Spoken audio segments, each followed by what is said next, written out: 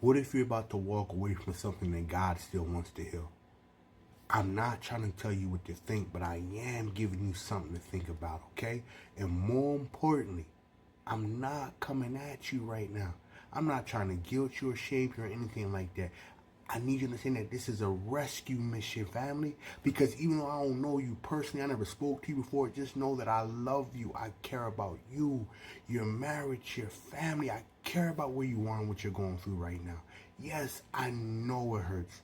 Yes, they betrayed you. Yes, your marriage feels like it's bleeding out right now.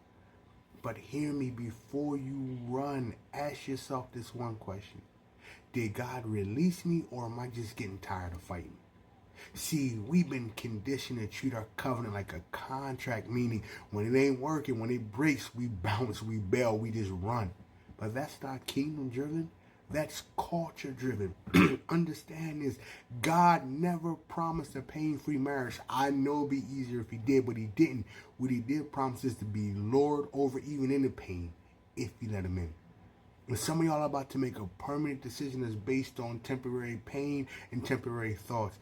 Understand this. My wife and I are blessed and called to mentor and work with married believers all over the world. And they all share the same one issue. Do you know what we come to experience from working with couples? Right?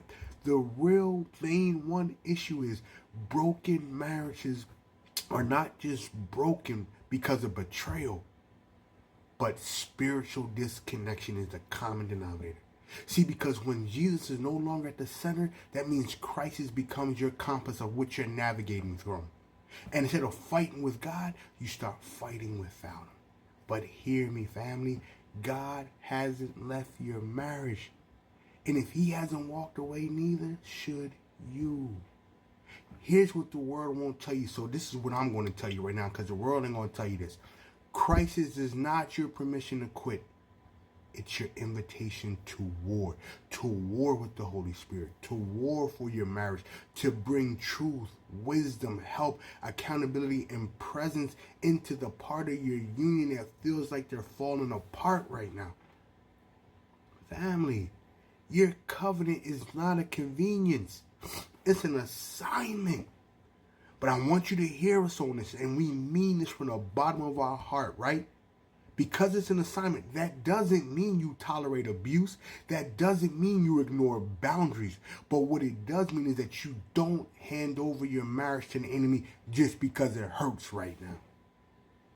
Family, if you need, but more importantly, if you want help with reclaiming and restoring your marriage, then start here by getting our new ebook, How to Rebuild Your Marriage After It's Been Broken.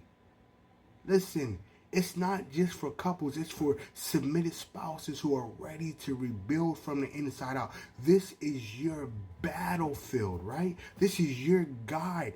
This is what's going to help you do things the kingdom-driven way, because healing doesn't start with comfort, it starts with surrender.